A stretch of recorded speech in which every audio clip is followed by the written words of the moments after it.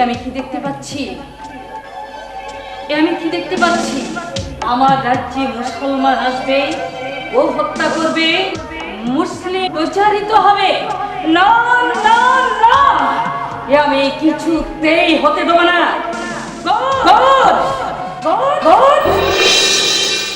নমস্কার দিদি, আমায় কেন স্মরণ করেছেন দিদি? শোনো গো, রাজ্যের রাজা হয়েছ, কোথায় কি হচ্ছে তার কি কোনো খবর রাখো? কেন, কি হয়েছে দিদি?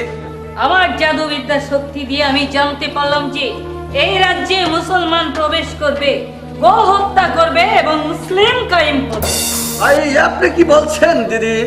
হ্যাঁ গো, এই রাজ্যের প্রত্যেকটি সীমানায় তুমি সৈন্য পাঠাও। রাজ্যে মুসলমান তো দূরের কথা, একটা পিপিলিকা যেন প্রবেশ করতে না পারে। ঠিক আছে দিদি। এই গ্যাসিস মন্ত্রী মহাশয়কে পাঠিয়ে দে। আমায় কেন স্মরণ করেছেন মহারাজ? মন্ত্রী মশাই, আমি জানতে পারলাম আমার রাজ্যে মুসলমান আসবে এবং কি গো হত্যা করবে, তা আজ আমি হতে দেব না। আপনি অতি সত্বর রাজ্যের প্রত্যেকটি সীমান্তে হাজার হাজার সৈন্য প্রেরণ করুন। হ্যাঁ, তাই করুন মন্ত্রী মহাশয়। এই রাজ্যে কোনো দিন যেন মুসলমান প্রবেশ করতে না পারে। তাই হবে দিদি। এ কথা রাজ্যের প্রজারা যেন কিছুতেই জানতে না পারে। তাই হবে মন্ত্রী মহাশয়, আমি বড্ড ক্লান্ত, তাই আমি বিশ্রামের প্রয়োজন। তাই চলুন মহারাজ। তাই চলুন।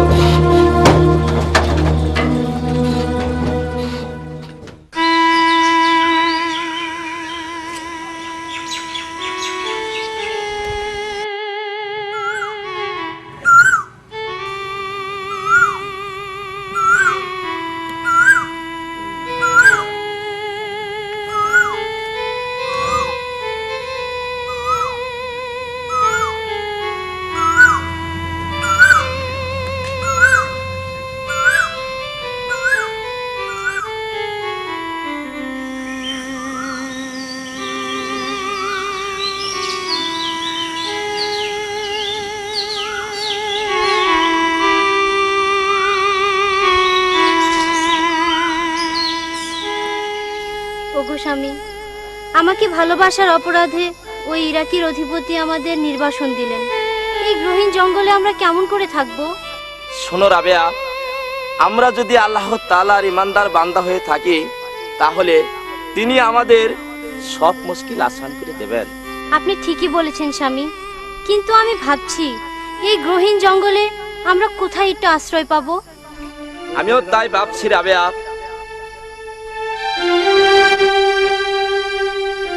ওই চেয়ে দেখো রাবেয়া, একটি পুকুর দেখা যাচ্ছে।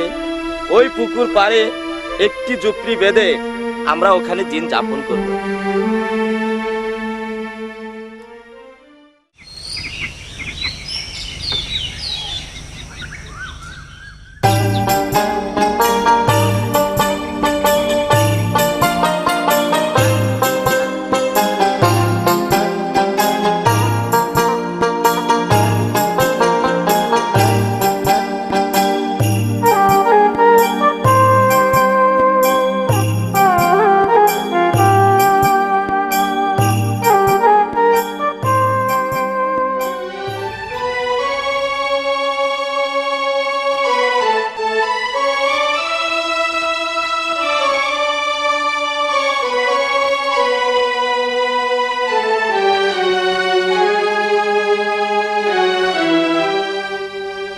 রাবেয়া, আমি কিছু ফল জোগাড় করতে যাব।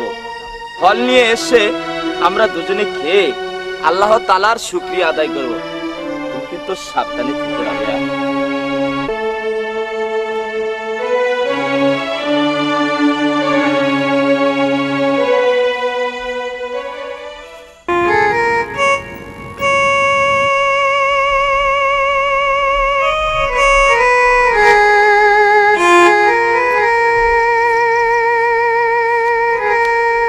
তোমার মহিমা বোঝার কারো সাধ্য নেই। এত বড় একটা গহীন জঙ্গল তুমি কত সুন্দরভাবে সাজিয়ে রেখেছ, সবই তোমার মহিমা। আমি ভাবতেও পারিনি এই অবস্থায় আমাদেরকে নির্বাসনে আসতে হবে। ওগো খোদা, আমি কি অন্যায় করেছি?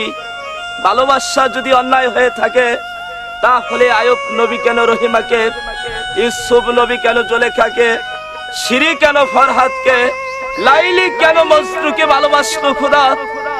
আমি আমি ভালোবেসে কোনো অন্যায় করিনি।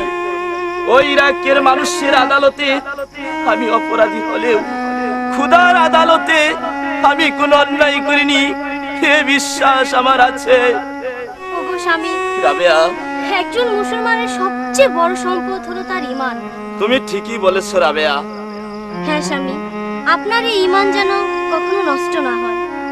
একজন মুসলমানের সবচেয়ে বড় শক্তি হলো ঈমান।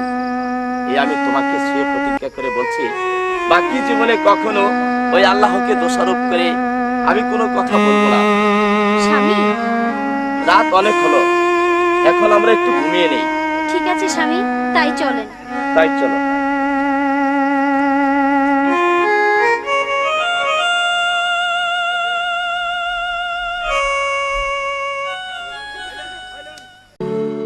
হক মৌলা ইল্লাল্লাহ। হে বুরহান, তুমি যদিও নির্বাসিত হয়েছ, কোন সময় মনে করো না তুমি আল্লাহর রহমত থেকে বঞ্চিত হয়েছ। তুমি এখানে আল্লাহ তাআলার রহমত নিয়ে বেঁচে আছো এবং তোমার দ্বারাই এই ভারতবর্ষে দ্বীন ইসলাম প্রচার শুরু হবে। শুনে রেখো বুরহান, 1 বছর পরে তোমার ঘরে একটি সন্তান জন্ম নিবে, আর সেই সন্তান জন্মের পর একটি গরু কুরবানি করে ওই ছেলের নামে আকিকা করতে হবে। এটাই আল্লাহ তাআলার নির্দেশ। হক মৌলা ইল্লাল্লাহ। রাবেয়া, রাবেয়া, কি হয়েছে স্বামী? আপনি এমন করছেন কেন? আমি একটি স্বপ্ন দেখলাম। আল্লাহ তাআলা তাহলে কি আমাদের উপর তার খাস রহমত নাজিল করেছেন? স্বপ্নে যা দেখেছেন সব খুলে বলুন স্বামী। এক দরবেশ এসে বলে গেলেন, আমাদের ঘরে 1 বছর পরে একটি ছেলে জন্ম নেবেন। বলুন বলুন স্বামী, তারপর কি হলো? দরবেশ বাবা আরো বলে গেলেন, ওই ছেলের নামে একটি গরু কুরবানি করে আকিকা করতে হবে। এমনকি ওই ছেলেই এই ভারতবর্ষে একদিন ইসলাম ধর্ম প্রচার করবে। আমিও যে এই একই স্বপ্ন দেখলাম স্বামী।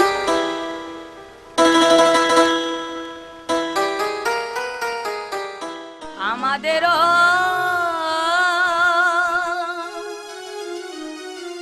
ছেলে গো হইলে করব আকি কারে দয়াল আল্লাহ, আল্লাহ গো আমার।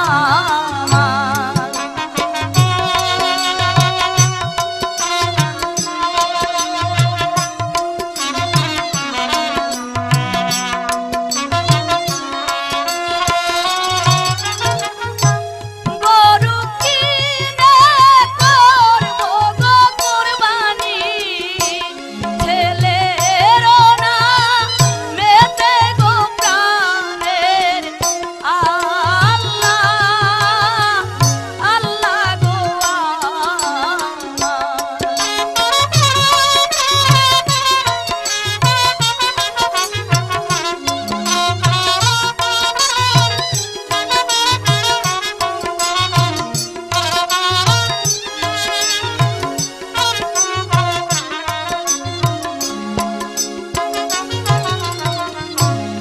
আমার মনে আসবে গো শান্তি, মাডা পশু নিয়ারে দয়াল আল্লাহ, আল্লাহ গো আমার।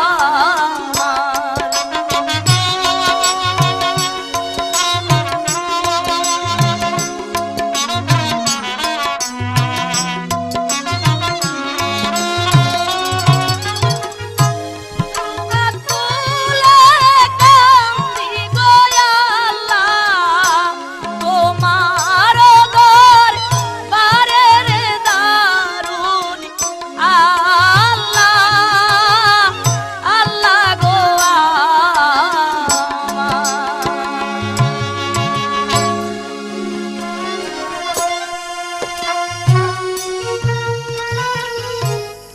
রাবেয়া, তোমার দোয়া আল্লাহ তাআলা অবশ্যই কবুল করবেন। যাক রাবেয়া, আজ আমি কিছুর জমির জঙ্গল পরিষ্কার করে ওই জমিতে ফসল ফলাবো। এখন থেকে আর আমাদের ক্ষুধার জ্বালায় কষ্ট করতে হবে না। আচ্ছা স্বামী, আপনি তাহলে জঙ্গল পরিষ্কার করতে যান, আর আমি আপনার জন্য কিছু খাবার তৈরি করি। হ্যাঁ রাবেয়া, তুমি তাই করো। রাবেয়া, স্বপ্নের কথাগুলো তোমার মনে আছে রাবেয়া? হ্যাঁ স্বামী, আমার সব মনে আছে। আমি খুব চিন্তিত, এই গহীন জঙ্গলে গরু আমি কেমন করে জোগাড় করব। আর গরু যদি না পাই তাহলে আল্লাহ তাআলার হুকুম পালন করতে আমার যে বড় কষ্ট হবে রাবেয়া। আপনি কোনো চিন্তা করবেন না স্বামী, আল্লাহ তাআলার রহমতে আমাদের সব ব্যবস্থা হয়ে যাবে। তুমি ঠিকই বলেছ রাবেয়া। হে আল্লাহ, তুমি আমাদের মনের ইচ্ছা পূরণ করো, আমাদের মনের ইচ্ছা পূরণ করো। চলো রাবেয়া। চলুন স্বামী।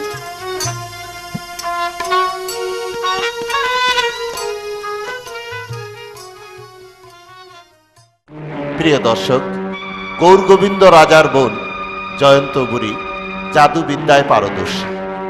তিনি দীর্ঘ 12 মাস পর ধ্যানে বসে জানতে পারেন যে চারিদিকে কড়া পাহারা থাকা সত্ত্বেও তাদের ভারতবর্ষে মুসলমান প্রবেশ করেছে।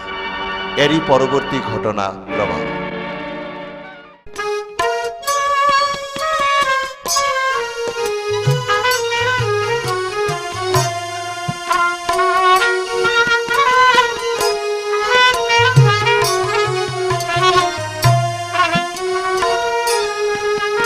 রাবেয়া, রাবেয়া,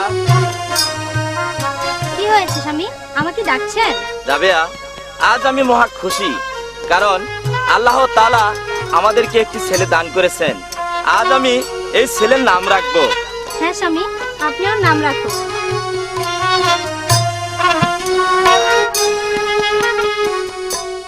স্বামী, আপনার মনে আছে তো আমাদের ছেলে হলে গরু কুরবানি দিতে হবে?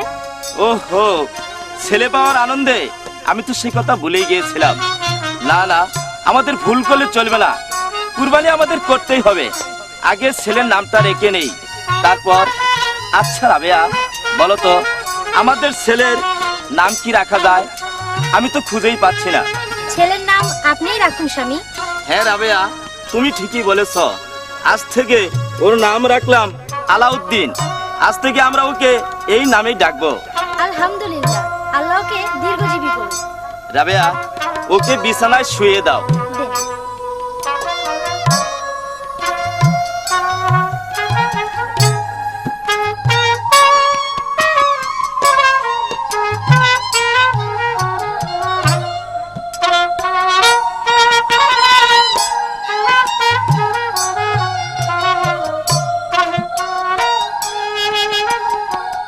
স্বামী, আল্লাহ তাআলা আমাদের মনের আশা পূরণ করেছে, তাহলে আমাদের একটা গরু কুরবানি দিতে হবে। যান, বাজারে গিয়ে একটা গরু কিনে নিয়ে আসুন। হ্যাঁ রাবেয়া, আমি এক্ষুনি বাজারে গিয়ে গরু কিনে নিয়ে আসবো।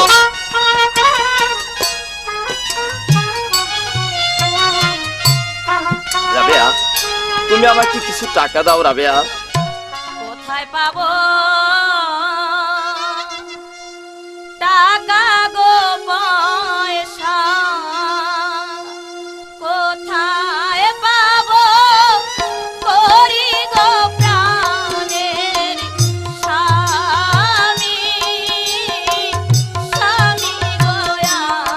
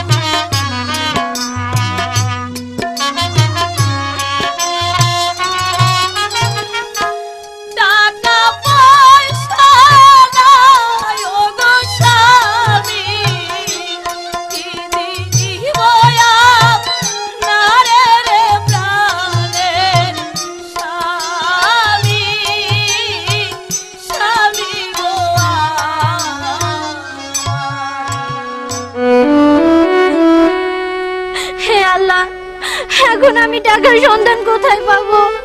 কোথায় গেলে আমি টাকা পাবো? তাহলে কি আমরা কুরবানি করতে পারবো না রাবেয়া? আমরা কুরবানি করতে পারবো না। টাকা পয়সা নাই ও স্বামী গো, কি দিব আপনারে গো প্রাণের স্বামী, স্বামী গো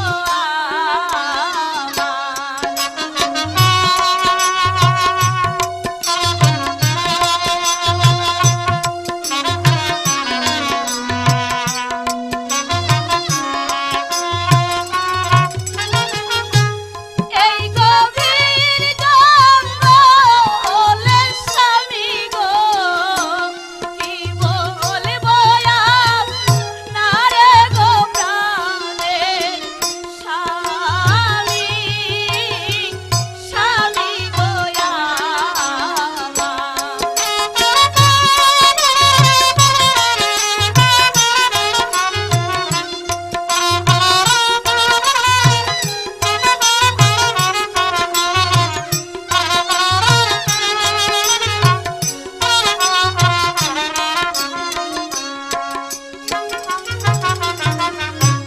খোদায় মোদের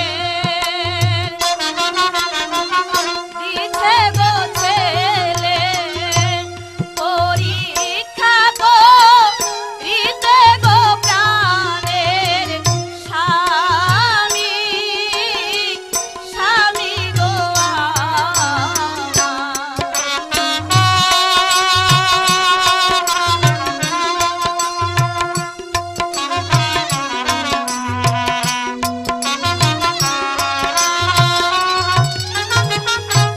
গরু না করলে গো কোরবানি, খোদা নারাজ হবে রে প্রাণের স্বামী, স্বামী গো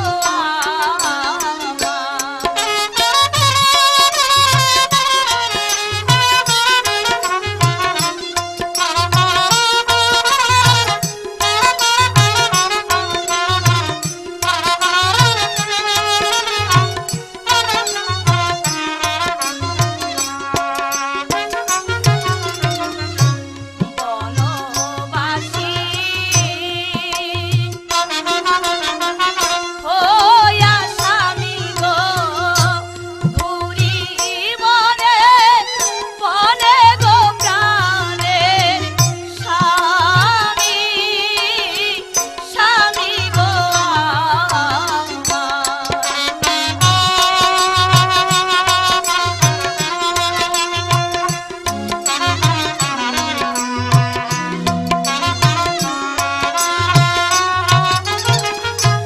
শেষ সম্বল হাতের গো চুরি, দেব যেবে চিয়া গো প্রাণের স্বামী, স্বামী গো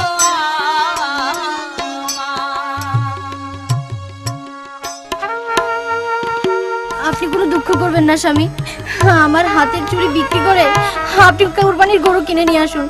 এই নিন।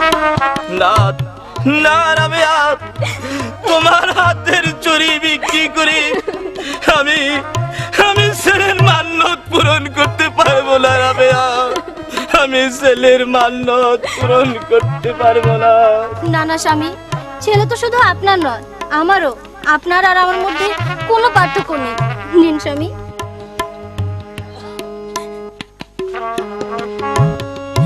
ওগো খোদা, এই জঙ্গলে আসার পর আমরা অনেক দিন না খেয়ে না হারে কাটিয়েছি, তবু কোনোদিন এই চুরি বিক্রি করিনি। আজ আমাদের এই ছেলের জন্য এই চুরি বিক্রি করতে হবে। আমি কোনোদিন কল্পনাও করিনি, আমি কোনোদিন কল্পনাও করিনি।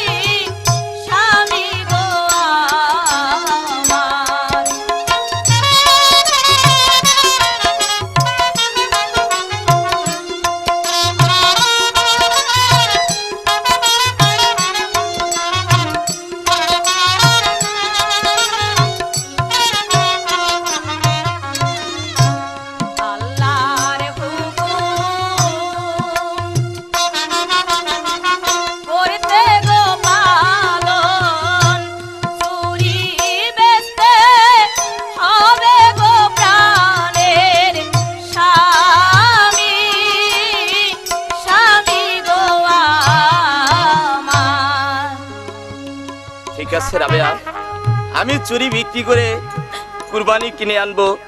কুরবানি করে আমাদের যেটুকু প্রয়োজন ওইটুকু রেখে বাকিগুলো মাটিতে পুঁতে রাখবো। তাই হবে স্বামী, চলুন এখন ঘরে চলুন।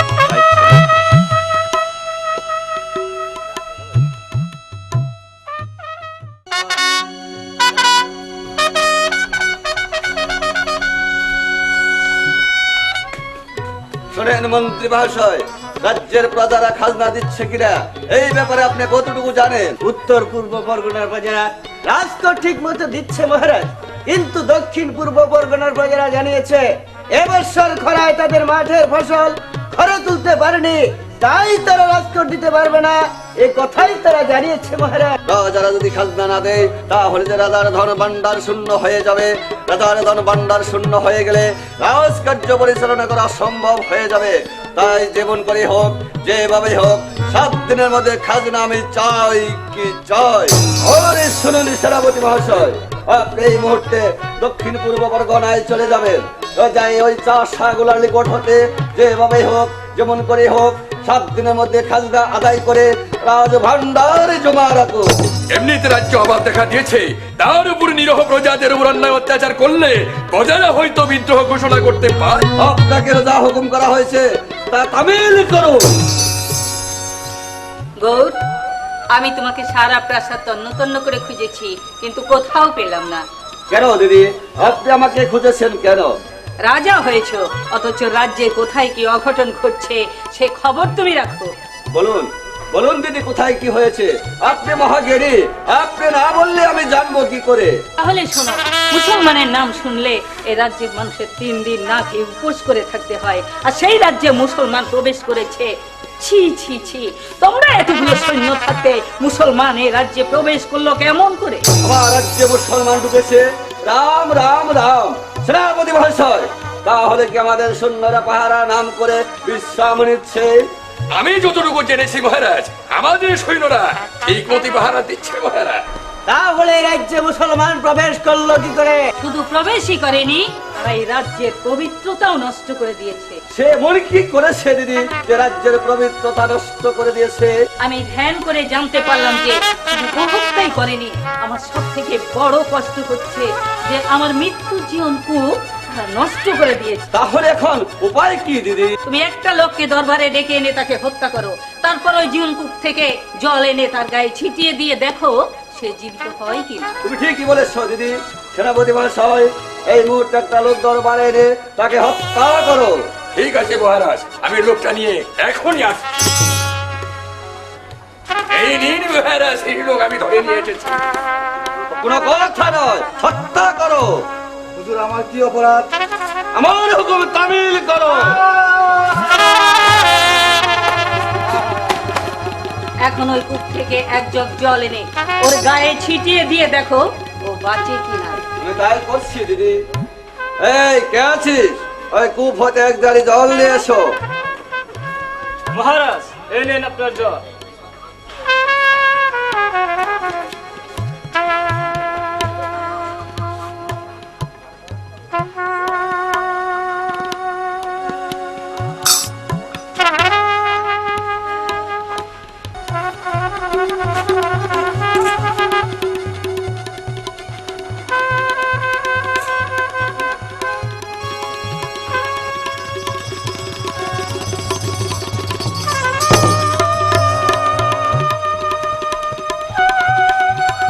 সর্বনাশ, ও তো জীবিত হলো না।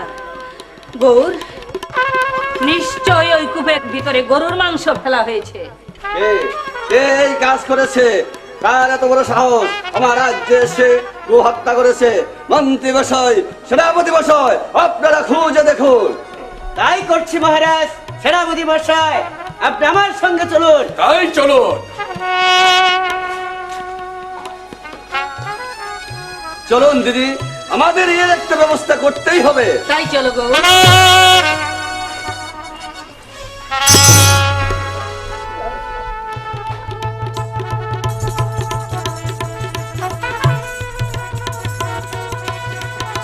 মুসলমান মুসলমান মুসলমান, যে মুসলমানের নাম শুনলে আমাদের 3 দিন নিরবশ করে থাকতে হয়। সেই মুসলমানের রাজ্যে প্রবেশ করে গো হত্যা করেছে, তাকে খুঁজে ধরিয়ে এনে এমন শিক্ষা দেব যা দেখে কেউ কোনোদিন কল্পনাও করতে পারেনি। এই ভেলা, আবার ভুল করছেন হুজুর, আমার নাম ফেলা নয় হুজুর, আমার নাম হচ্ছে গিয়া শ্রী শ্রী ফেলার অগ্নিমণি। ওই একই কথা। এই হারিটারি যাই হোক, নিশ্চয়ই আমার গলাটা শুকিয়ে যাচ্ছে। আর বলতে হবে না হুজুর, তা আমি আগেই জানি, সেই জন্য সুরার সঙ্গে নিয়ে এসেছি হুজুর। এই নেন সব।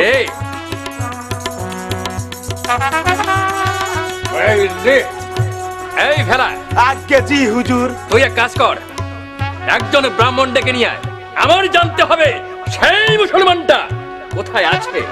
বামনকে পেতে হলে কিছু দূর এগিয়ে যেতে হবে। ঠিক আছে, তাই চল। তাই চলুন হুজুর। হুজুর এখানে দাঁড়ান, ওই তো বামনের বাড়ি। ঠিক আছে, তুই যা, ব্রাহ্মণকে নিয়ে তাড়াতাড়ি চলে আসবি। তাই তাই যাচ্ছি হুজুর।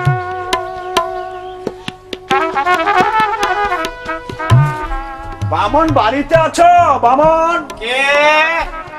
আমি ফেলা। হুজুর তোমাকে ডেকেছে। কেন?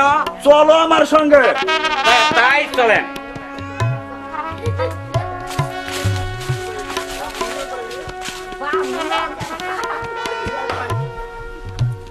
এই তো হুজুর, বামন ডেকে এনেছি হুজুর। ঠিক আছে, তোমরা চলে এসো আমার সঙ্গে। তাই চলুন হুজুর।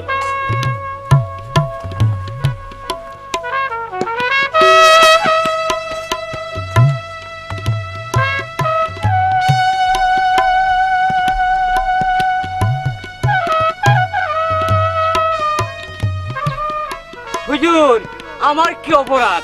আমাকে ক্ষমা করে দেওয়া যায় না হুজুর? এই বেটা, অন্যায় হবে কেন? হুজুর ডেকেছে গণনা গুনতে। কি গণনা গুনতে হবে ফেলারা? শোনো ব্রাহ্মণ, আজকে বলুন হুজুর। আমাদের রাজ্যে কে জন গরু কুরবানি করেছে? তুমি ভালো করে গুনে দেখো তো রাজ্যের কোথায় কোন জায়গায় ওই মুসলমানটা আছে। হুজুর, এইখানে এই অবস্থায়। আমি যা বলছি তাই করো, এখানেই, নইলে। দেখতেছি হুজুর, দেখতেছি হুজুর।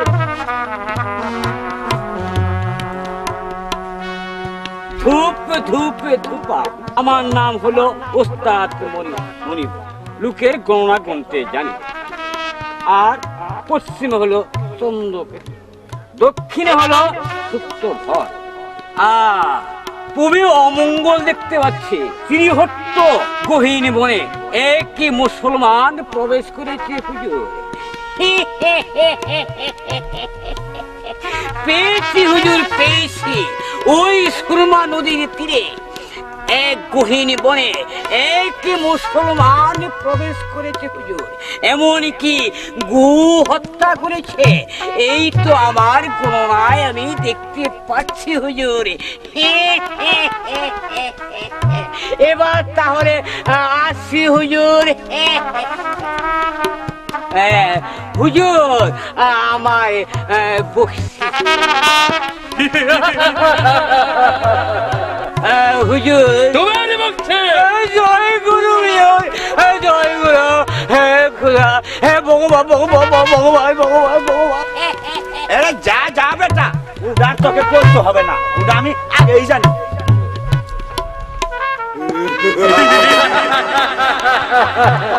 চল ভেলা, আমরা ওই সুরমা নদীর ওই তীরবর্তী জঙ্গলে চলে যাব। চলে আয়। তাই চলুন হুজুর।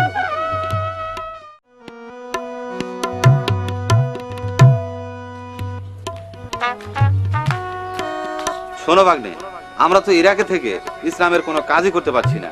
আমাদের এমন কোথাও যাওয়া প্রয়োজন যেখানে কোনো মুসলমান নেই, তবেই আমরা ইসলামের দাওয়াত দিতে পারবো। আপনি ঠিকই বলেছেন মামা। আপনার অনুমতি পেলে আমি আপনার হয়ে কাজ করতাম।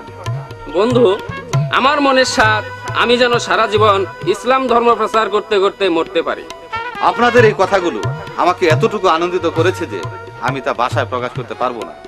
আপনাদের আল্লাহ তাআলার প্রতি এত ভক্তি, তা আমার মোটেই জানা ছিল না।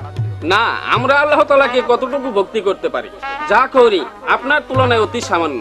আপনি যদি আমাদেরকে আপনার সাথে রাখেন তাহলেই আমরা ধন্য। আল্লাহ তাআলার নিয়ামত স্বরূপ আমরা এই দুনিয়াতে যতদিন বেঁচে থাকবো ততদিন শুধু আল্লাহ তাআলার কাজই করে যাব। এর বাইরে গেলে আমাদের যে কঠিন সাজা ভোগ করতে হবে মামা। আপনাদের এই কথাগুলো শুনে আমার খুবই ভালো লাগলো। আমার মনে একটা স্বাদ জেগেছে, আপনি অনুমতি দিলে তা আমি বলতে পারি। বলুন, আমি আপনাকে অনুমতি দিলাম। বন্ধু, আপনার যদি আমাকে নিয়ে ধর্ম প্রচারের জন্য দেশে দেশে ঘুরে বেড়াতেন তাহলেই আমার মনের স্বাদ পূরণ হতো। আল্লাহ পাক যদি আমাদের ভাগ্যে লিখে থাকেন তাহলে আমরা ইসলাম প্রচারের জন্য বিভিন্ন দেশে দেশে যাব। ভাগ্নে পরাণ, তুমি এখন বাড়িতে চলে যাও। তাই যাচ্ছি মামা। আসসালামু আলাইকুম। ওয়ালাইকুম আসসালাম। আমার এই জীবনে আমি মানুষকে কখনো কটুবাক্য বলিনি, আর আমাকে কেউ কটুবাক্য বললে আমি তার কোনো উত্তর দেইনি। এটা আমিও জানি বন্ধু, আপনার আচার আচরণ আমার কাছে খুব ভালো লাগে।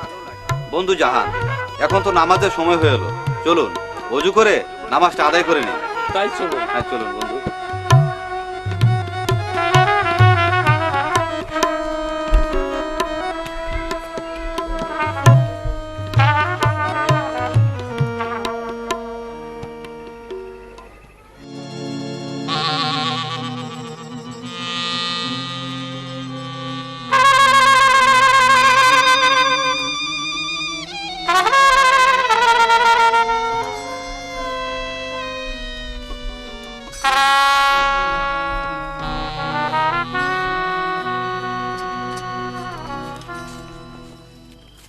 রাবেয়া, আজ আমার খুব আনন্দ লাগছে, কারণ আমাদের কুরবানি আল্লাহ তাআলার নামেই করা হয়েছে। কবুল করবেন কিনা তা তিনি জানেন।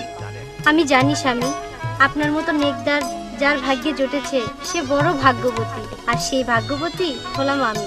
যাক রাবেয়া, এখন আর আমাদের আর কোনো কাজ নেই। এই দুনিয়াতে যে কয়দিন বাঁচি আল্লাহ তাআলার ইবাদত করে কাটিয়ে দিব। রাবেয়া, আমার জন্য কিছু রান্না করেছ? আমার খুব ক্ষুধা লেগেছে। চলুন স্বামী, খাবার তৈরি আছে। দাঁড়াও, তোমার সঙ্গে আমার কিছু কথা আছে। বলুন, কি বলতে চান? তুমি এ রাজ্যে প্রবেশ করে কার অনুমতি নিয়ে তুমি গোহত্যা করেছ? উত্তরে দাও। কেন? গরু জবাই করে আমি তো কোনো অন্যায় করিনি, এটা তো আমার ধর্মের বিধান।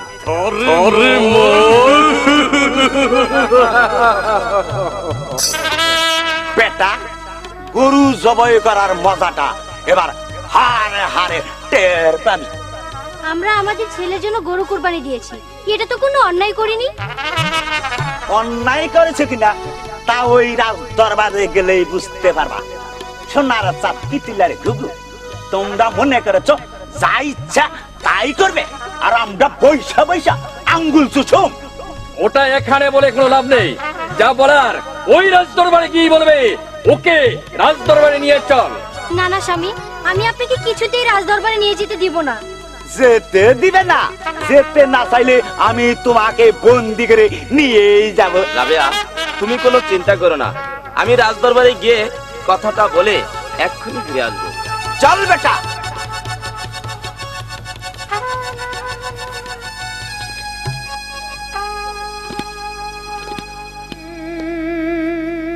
হে দিন দুনিয়ার মালিক, তোমার রহমতেই আমরা বেঁচে আছি।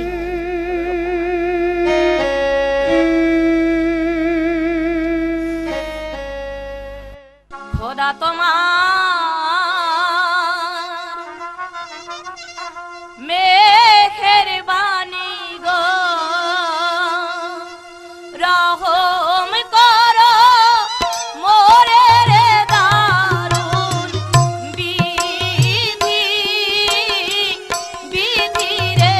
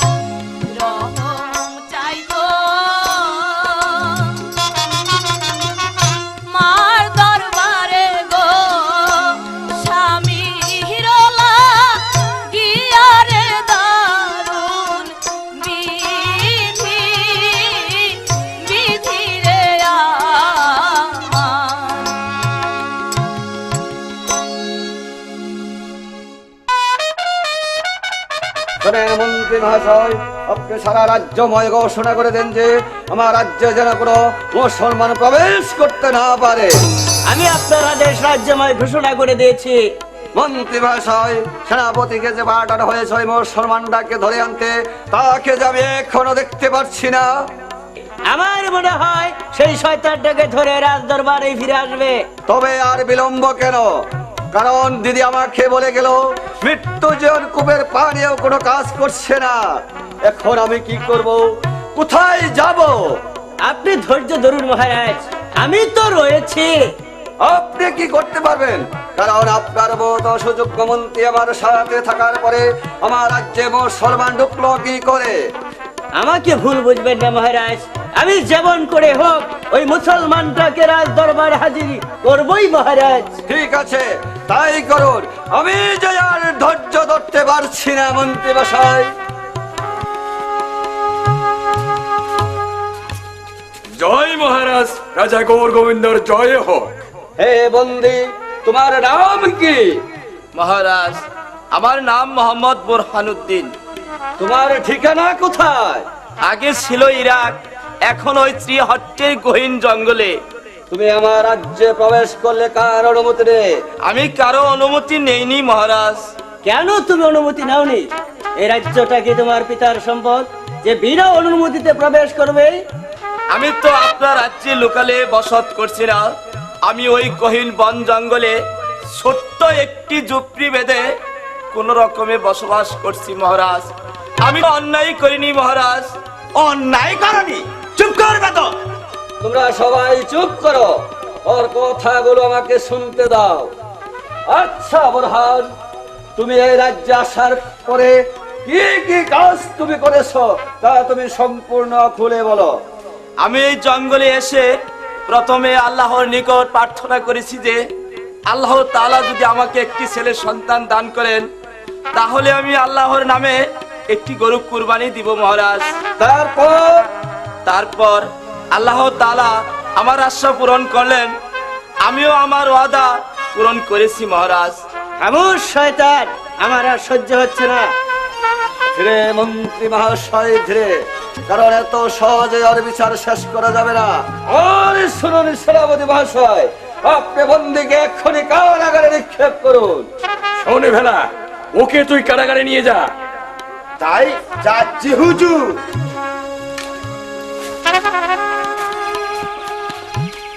আজকের এই ঘটনা দিদির কাছে আলাপ আলোচনা করতে হবে, তারপর দিদির আদেশ মোতাবেক কাজ করতে হবে। আলোচনাটা ওই অন্দর মহলে করলেই ভালো হবে। তাই চলো। তাই চলুন সেনাপতি মহাশয়।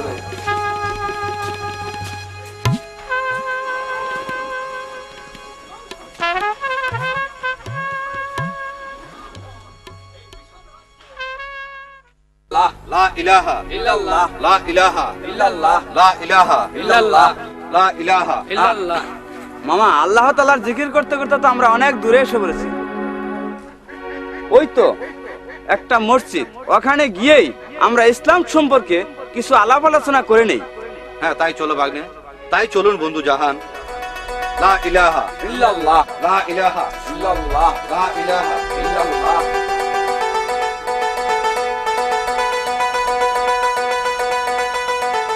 আমাদের রাসূল সাল্লাল্লাহু আলাইহি সাল্লাম যখন তার সাহাবাদের নিয়ে আলাপ আলোচনায় বসতেন তখন শুধু তিনি বলতেন আর সকল সাহাবারা শুনতেন। কোরআন ঠিকই বলেছে, আজ আপনি বলবেন আমরা শুনব। রাসূলুল্লাহ সাল্লাল্লাহু আলাইহি ওয়াসাল্লাম যখন ধর্ম নিয়ে আলোচনায় বসতেন তখন আল্লাহ তাআলার ওহী নাজিল হতো। আমাদের বেলায় তো তার হবে না, কিন্তু রহমত নাজিল হবে ইনশাআল্লাহ। মামা, আমরা যদি কোনোদিন ইসলাম প্রচার করার সুযোগ পাই তাহলে যদি আমাদের বিরুদ্ধে কেউ বিরোধিতা করে তাদেরকে শিক্ষা দিয়ে ছাড়বো। মুসলমানদের রাগ করা উচিত নয়, মুসলমানদের রাগ করা একেবারে হারাম। তাই তোমাদেরকে আমি অনুরোধ করে বলছি, তোমরা কখনো রাগ করতে পারবে না। আপনি আমাদের প্রতি বিশ্বাস রাখুন, আল্লাহকে সাক্ষী রেখে বলছি আপনার কথার অবাধ্য হব না। সে বিশ্বাস আমার আছে বন্ধু। এ পর্যন্ত আপনারা আমার কোনো কথার বরখিলাপ করেননি। আমার মনে হচ্ছে আমি যেন সদলবল নিয়ে কোথাও ইসলাম ধর্ম প্রচার করার জন্য ছুটে চলেছি। মামা, কিন্তু ভাগ্নে পরাণ, তুমি কখনো কারোর উপর রাগ করতে পারবে না। তুমি তুমি আমাকে কথা দাও। তাই কথা দিচ্ছি মামা, যতক্ষণ পর্যন্ত আপনি অনুমতি না দিবেন ততক্ষণ পর্যন্ত আমি কারো প্রতি আগুনিত হব না মামা। সুবহানাল্লাহ, তোমার কথা শুনে আমি অত্যন্ত খুশি হলাম। আমি একটি কথা জানতে চাই, দয়া করে বলবেন কি? বলুন, আপনি কি জানতে চান? আমাদের সঙ্গী বুরহানকে যে বনবাস দেওয়া হয়েছিল তার তো কোনো সংবাদ আমরা জানি না। আপনি কি তার কোনো সংবাদ জানেন? তা হয়তো বলতে পারবো না। আমার মনে হয় আল্লাহ তাআলা তাকে ভালোই রেখেছেন, কারণ তিনি একজন ইমানদার ব্যক্তি ছিলেন। ইমানদার ব্যক্তিকে আল্লাহ তাআলা কখনো কষ্ট দেয় না। মামা, নামাজের সময় হয়েছে, চলুন ওযু করে নামাজ আদায় করি। তাই চলো বাকি, চলুন বন্ধু জাহান।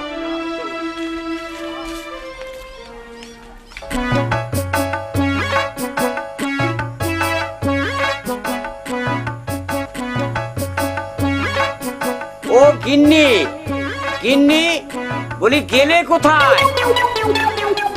এগো কি হয়েছে, অমন করে ডাকছো কেন? আজকে আমার না খুবই আনন্দ লাগছে। কেন গো, আজ তোমার এত কিসের আনন্দ লাগছে? আমি মানুষের গণনা গুনতে জানি, কিন্তু নিজের ভাগ্যটা আমি গুনতে জানি না। রাখো তোমার গুনাগুনি, কি হয়েছে তাই বলো। শোনো গিন্নি, আমি এমন একজন লোকের গণনা গুনেছি, শুধু ইরাক থেকে এই ভারতবর্ষে এসেছে, এমনকি তার মাধ্যমে ইসলাম ধর্ম প্রচার হবে। তাই নাকি? এটা তুমি কি বলছো গো? শুধু তাই নয়, এই ভারতবর্ষে ইসলামের রাজত্ব কায়েম করবে। হ্যাঁ গো, তাহলে এখন উপায়? আর কি হবে গিন্নি, এতটুকু বয়স হলো, ওই ভগবান আমাকে আর তোমাকে একটি সন্তানও দিলেন না। হ্যাঁ গো, মনে পড়েছে, কাল রাতে আমি একটি স্বপ্ন দেখেছি। কি স্বপ্ন দেখেছ? কে যেন এসে কানে কানে বলে গেল, তোদের ভারতবর্ষে 12 জন আউলিয়া এসেছে। হ্যাঁ, তারপরে কি হলো গিন্নি? বলে গেল, তাদের হাত ধরে কলেমা পড়ে যদি মুসলমান হতে পারিস তাহলে তোদেরকে সন্তান দেব। তাই যদি হয় গিন্নি, তাহলে আগামীকাল সকালে সেই শ্রীহট্ট গহীন জঙ্গলে চলে যাই সেই মুসলমানের কাছে। হ্যাঁ গো, তাহলে আমরা তাই যাব। তাহলে আমাকে কিছু খেতে দাও। হ্যাঁ, তুমি ঘরে চলো, তোমাকে খেতে দিচ্ছি। তাই তো।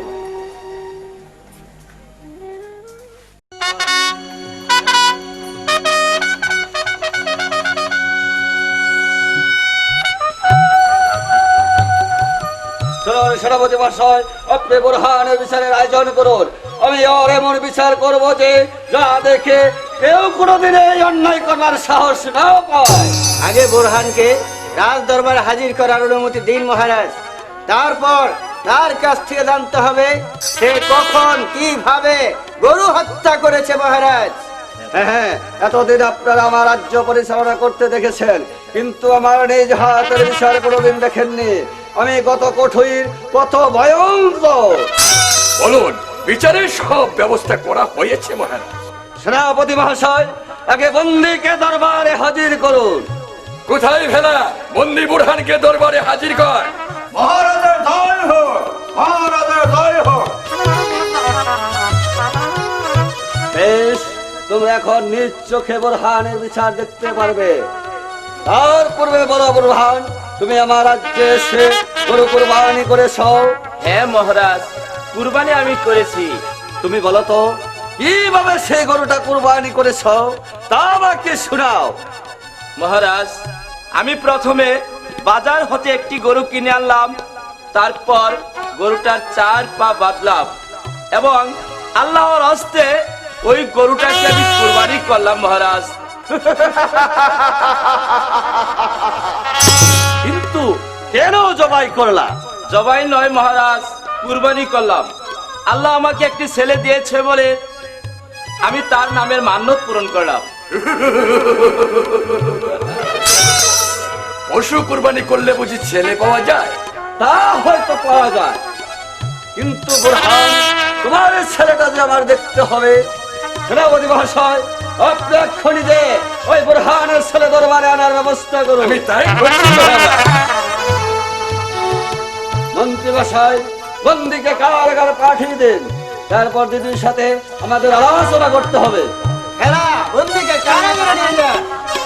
চল বেটা।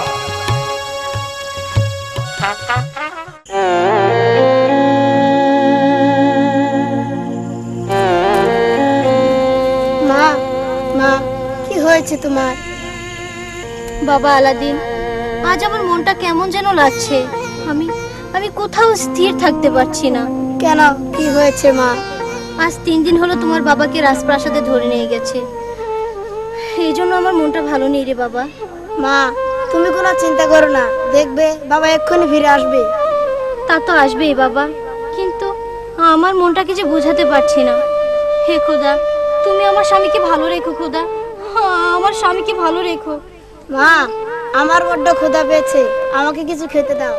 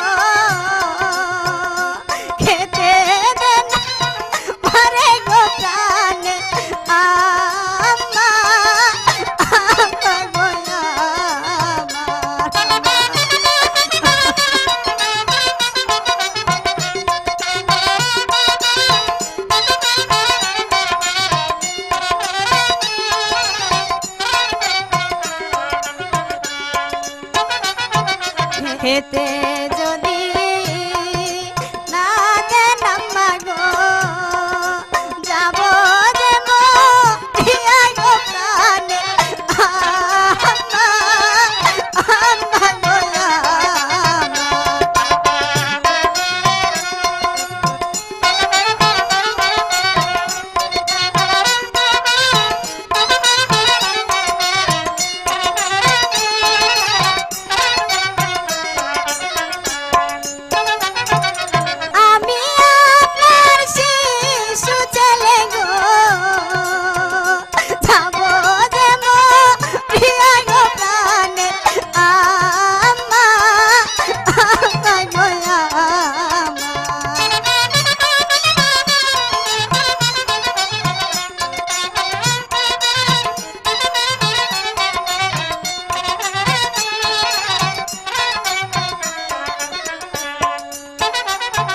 আমার আব্বা থাকলে পাশে গো, কেটে দিতে পরে গো প্রাণে।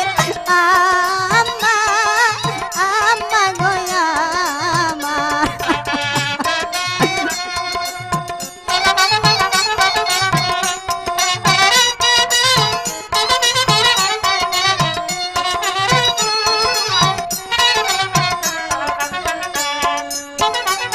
আমার আব্বাকে যে চলে গো,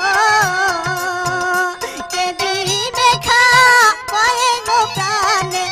আম্মা, আম্মা গো আমার।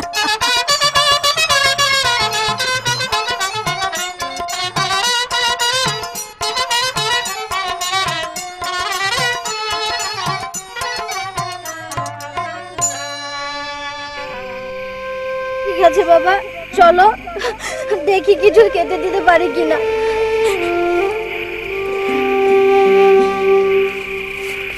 দাঁড়াও। কেন সেনাপতি মহাশয়, আমার স্বামী কি হয়েছে? এই মহিলা হয় নাই, তবে হবে। আমার স্বামী কোথায়? সেটা ওই রাজদরবারে গেলেই বুঝতে পারবে। মহারাজের আদেশ, আমরা এসেছি এখানে তোমাকে নিয়ে যাওয়ার জন্য। না না, আমি ওকে নিয়ে যেতে দেব না। দিতে দিবে না? ওকে জোর করে নিয়ে যাব। এই ভেলা, ওদের নিয়ে আয়।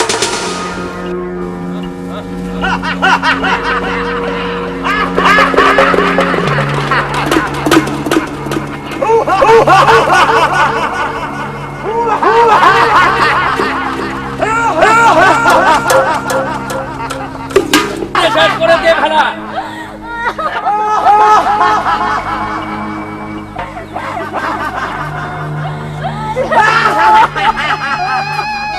নিয়ে আয়।